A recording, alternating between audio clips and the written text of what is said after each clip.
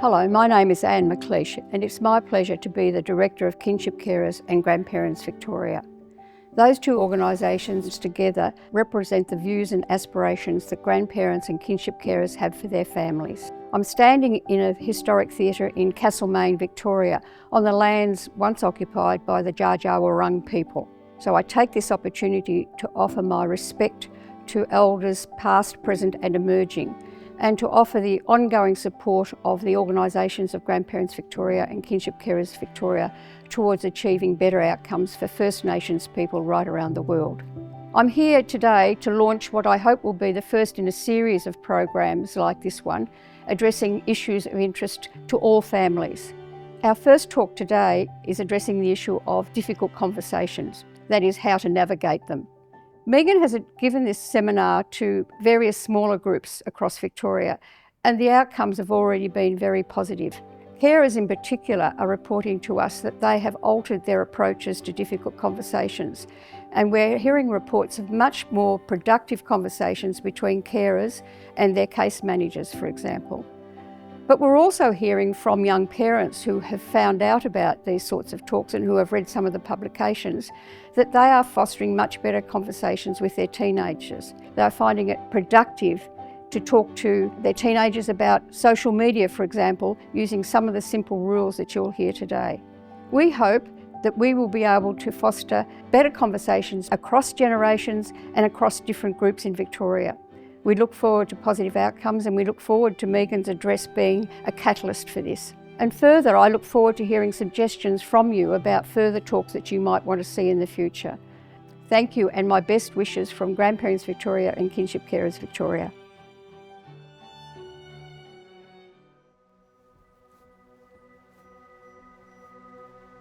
Hi, I'm Megan Corcoran and I'm the Director of Wagtail Institute, and I proudly partner with Kinship Carers Victoria to work alongside carers on all things trauma-informed wellbeing and doing our best for the children in our care.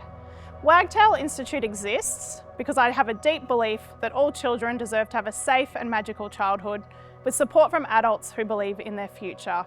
Obviously, kinship carers play a really big role in walking alongside these children. Part of this is also navigating difficult conversations. Some of these conversations are about advocacy, setting boundaries, or just diving into those conversations that matter. And in this talk, we're going to uncover a lot of those conversations and look at the strategies that will help make them a little bit easier along the way. Why do conversations feel difficult? Often there's emotional weight, there's power imbalances. Ultimately, when we come to have a conversation and it feels a bit difficult, it's probably because we care about the outcome. And that is what all of these conversations have in common. When we come to a conversation, we bring our whole selves. We bring the emotions that we're feeling at the time, we bring our stories that we've been holding on to for a while, and we bring our lived history as well. And so some of these factors can actually make these conversations quite difficult. So if we look at the emotional weight, sometimes we might be holding something like grief. We might be grieving the role that we thought we were going to have with the child, and we're now having to step into a different one as their carer. We might be angry at a service or a system, and we're holding that anger while we're trying to have a conversation with that particular service. We're not going to get very far. Sometimes we come to a conversation, it's competing stories. So we might have a version of the truth that we're holding, the other person's holding their own version of the truth. That doesn't mean anyone's lying, it just means we're bringing different versions and we're trying to get to some clarity. We're also going to find that conversation quite difficult. Sometimes we have our own lived history of services and systems as well. So for example, if I had a difficult time at school, I now have to come in and meet with a principal or a teacher, maybe I'm going to be holding some of my own personal memory of how hard those conversations were. And I'm going to be bringing that into the conversation I'm trying to have today. Sometimes there's things like professional jargon as well that might happen in a meeting and I feel like I'm being left behind and I don't understand what is going on. We all have our own ways of communicating and we're bringing all of this into these conversations and we're trying to get on the same page. It's not that anyone's trying to cause harm to the other, it's just that we're bringing our own narratives, our own ways of communicating and all of those emotions that we're holding onto at the same time. We might also be in a conversation where we feel like someone's challenging our identity as well. So we know we're doing so much for the children we're caring for, And sometimes it might seem like a service is questioning our capacity or what we've been doing behind the scenes. So what can we do about navigating these difficult conversations? What we're going to be talking about is actually creating a bit of a toolkit of strategies. And I want you to think about it a bit like you'd think about a first aid kit. So we have a first aid kit, full of bandages and plasters and things to respond when things haven't really gone well.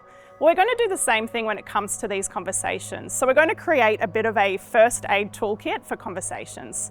So the things we're going to put in our first aid toolkit are going to include things like regulation strategies so that we can actually feel those big emotions, but we can stay steady while we're having the conversation. We're going to include boundaries so that we know where to draw the line and we stay within our role while we're having the conversation. We're going to look at useful questions and phrasing that will actually help us get to clarity with the people we're talking to in a very respectful way. We're also going to look at using a solutions-focused mindset. So that's not about ignoring the problem that we're trying to solve, but it's actually about helping us guide to the next step where we actually do get to some solutions as well. All right, let's talk about that first strategy we are going to put in the toolkit. So we're going to talk about regulation. But to understand regulation, we first actually have to talk about stress. So it's really normal to actually feel stress in our bodies before we have a conversation that feels difficult. That's actually our body letting us know that we care about the conversation and that we need to give attention to what is coming up. So stress is technically just a response to having a stressor in our environment or some kind of stimulus that needs us to respond. So of course, having a conversation we care about is going to cause some stress in the body. So I want you to actually take some time and think about, what does it feel like for you when you get stress in your body? What are those warning signs so that you know you need to tend to it? So for me, for example, I get really tense shoulders and I often get really overheated and I might get sweaty palms. And that's my body's way of just letting me know you care about this conversation and you need to be mindful of how you come into it. So we don't want to come in not doing anything about our stress. If I come in and talk to someone while I'm in that stressed out state, I might make them really stressed as well, and then we're not hearing each other anymore either. So when my body is letting me know that I'm stressed, my brain is actually also trying to find a way to navigate through that stress. So my amygdala is like my alarm center. It's going to be letting me know I'm stressed, and so that I can actually focus on what that thing is that is stressing me out. So if that's all going on in my body and my brain, I'm actually not having access to the higher parts of my brain that make me more rational and actually enable me to have a very relational conversation with someone. So now that we understand stress, we're going to think about what we can do to actually navigate that during a conversation or even before the conversation as well. So different regulation strategies work for different people, but what we want to do is just bring some of that calm back into the body. So for some people, that might be things like gentle movement before we go into the conversation. Could be something as simple as going for a walk outside. It might be some slow breathing, so just doing some breath work that works for you. So slowing our breathing down, that'll bring the heart rate down and that'll bring some of that stress response down. Some people like to take a little item into the difficult conversation as well, and we can hold it in our hand, roll it around, and it's just a little bit grounding during that conversation. Something some other carers have let me know works for them is actually just having some helpful phrases that they say to themselves, just to give themselves some affirmation, remind themselves that they are strong during this conversation and that they are confident. So maybe just finding a little line that works for you that you can repeat in your head as you go into that conversation can be incredibly helpful as well. And don't forget, you can slow these conversations down. You can ask to take a break, and you can just say, I just need 5 minutes. Let's start again after the break. The next tool we are going to talk about adding into our kit is the idea of boundaries. Now, sometimes we think it's hard to put in boundaries, and it actually is quite difficult work. I'm going to be honest about that. But it doesn't mean we don't use boundaries. I know some carers are the most generous and compassionate people on the planet, and it can be really hard to think about ourselves and think about what we need. But when we come into a difficult conversation, boundaries are going to be very protective and very helpful to get to a really good place in the conversation. So when we are talking about boundaries, we are thinking about our non-negotiables. What do I need before this conversation, during it, and where will I draw the line? So sometimes we end up in conversations where it just goes beyond what we thought we were going to be talking about. So it can be really, really helpful just to remember what your role is and remind the people in the room as well. It can be simple as like using a gentle line like, that is not my decision to make, but here is what I can contribute to the conversation. And just like pointing in the direction of who could potentially make that decision. It's also about just knowing what we will tolerate and what we won't. Of course, if we've come in doing our good regulation strategies, it doesn't mean everyone in the room has done the same thing. So if you notice someone is pretty stressed out while you're having a conversation, once again, just ask for that break, say we'll come back soon, or even just name the kind of tone we would like to share as well. It could be as simple as saying, I really want this conversation to be productive, and I'm really wanting us to talk to each other with a lot of respect. What do you need at the moment to get there? The next tool we want to add to our kit is actually going into the conversation with some questions and phrasing in mind. If we do notice things start to get heated, we might find ourselves getting defensive or saying things towards the other person just so we can be heard. But a really helpful strategy can actually be to ask more questions. So we want to think about questions that are actually going to be useful and are going to get us to the same place in the conversation. So we want to ask open-ended questions, not just closed questions where they can only really give us a yes or no. We also want to ask questions that are going to clarify information for us. So for example, we might be in a meeting where we get told there's going to be extra support put in place. Well, I think if I was in that conversation, I'd want to know what that looks like. So it can be as simple as saying, when you say support will be in place, what exactly are we talking about? And let's get some examples out of that person as well.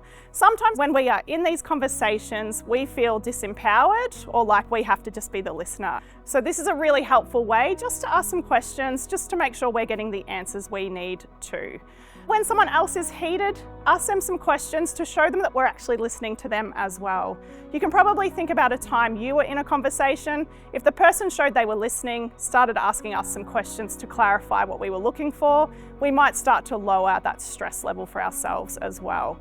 So take some time, think about what you really want to get out of this conversation and what questions are going to be helpful.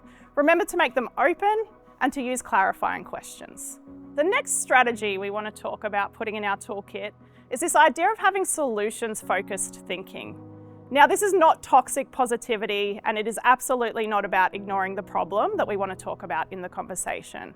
What we're talking about here is just reframing the language that we are using and just our thinking as well. It becomes a really helpful practice when we go into these conversations. So for example, at the moment, there's so much noise about there being a teacher crisis. And all the questions are, why are teachers leaving the profession? Well, if I was to use solutions-focused thinking to solve that problem, I would actually ask the question, what will it take for teachers to stay in the profession? Now, I'm not ignoring that teachers are leaving, but I'm actually looking towards solutions, looking at how we can solve the problem. So for some of us, we might be going, why is all of this always going so wrong? Well, a bit of a reframe for that kind of thinking can be, what is one little micro change I could make to make things feel a little bit better next week? Now, as you can see, if we go into a conversation with that sort of thinking in mind, we are going to be inviting the people that we're having the conversation to also join us in the solution. So take some time, think about the problem that you're actually bringing into the conversation. You might even want to make some notes and actually see what it feels like to reframe the problem into a solution as well. Remember not to ignore the problem itself, include it in your solution, but write it down, see how it feels, and bring that into your conversation next time. And then the biggest thing that we are going to put in our toolkit is the preparation. So we want to make sure we are actually prepared for the conversation. Now, of course, we can't prepare the other person. We can't get them to regulate. We don't know if they're going to be using their boundaries or if they're going to be using solutions-focused thinking. But what we might want to do is just spend some time and think, what is my main goal out of this conversation? What are some potential barriers that might actually come up? And what am I going to do if they do come up?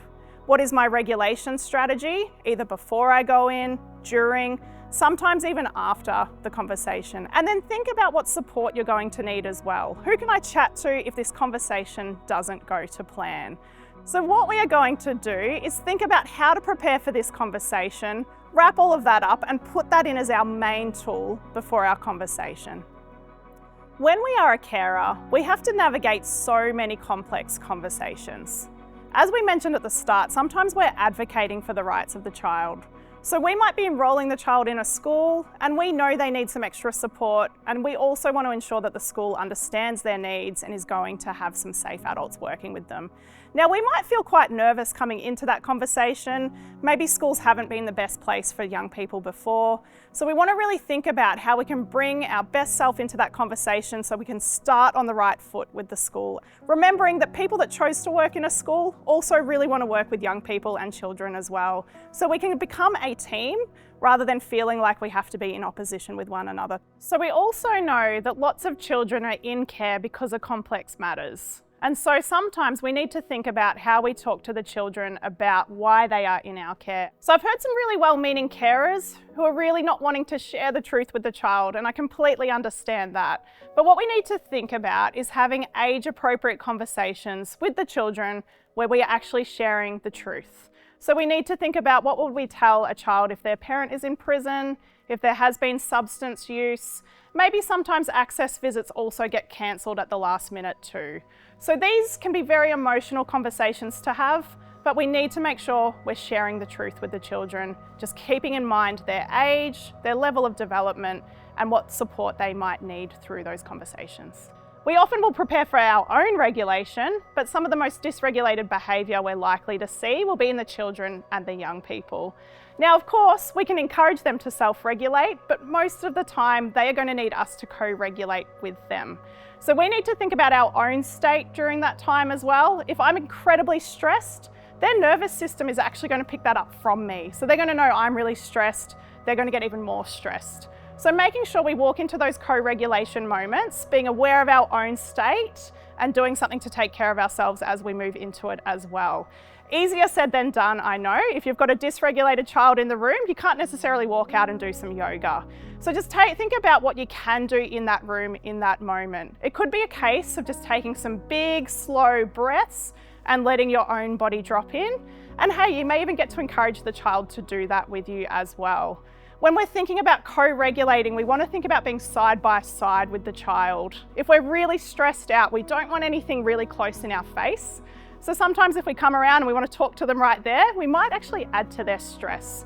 So come on side by side, maybe do an activity with them, colour in, get some blocks, whatever it might be, take them outside and walk next to each other and just let their body drop too before we actually have the conversation. Just don't forget that when we're really stressed out, we don't have access to that rational brain. So if we want to have a conversation, wait till the dysregulation is over, and I promise it will pass. Something to keep in mind when we think about difficult conversations is this really famous line that rupture is inevitable. So we will absolutely have rupture in our life, but repair is optional. But repair is always something we should actually think about choosing. So we've always got that option to think about how we can repair with the child, with the parent, with the service.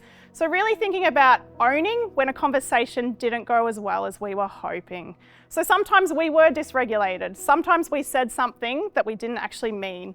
So taking some time, making sure you're regulated before you go into repair, and coming back and actually owning what happened. It is a really powerful thing when we actually do apologise, where we do own our own emotion, and we actually invite the other person into that repair moment with us. So think about what went wrong, let that person know, let them know why it went wrong. So it could be a case of saying, that conversation was really emotional for me and here is why. Or that conversation challenged what I believed was true. Or that conversation was actually just past for me. So I've had a difficult experience with this service before. I brought that into this moment and I'm sorry for that. Just thinking about why, a bit of an apology, and we can move forward from there. Another difficult conversation that we can have is when we're actually checking in with someone when we're concerned that they're maybe not doing so well. So we might be concerned that actually, there's another parent or carer in our life that just seems incredibly stressed and we don't know what's going on under their roof. And so sometimes we need to come in and give them an ear, someone to talk to. And sometimes opening that conversation can be really difficult. So what we need to do is just think about asking some gentle questions and validating their experience. It might be something as simple as using I statements. It takes a bit of the heat out. So it might be something like, I noticed you seem pretty stressed out at the moment. Is there anything I can do to help? I noticed that you found that really difficult before. Did you want to talk about it? That just opens the window and it's just letting them know we're here, we're going to help if they need it.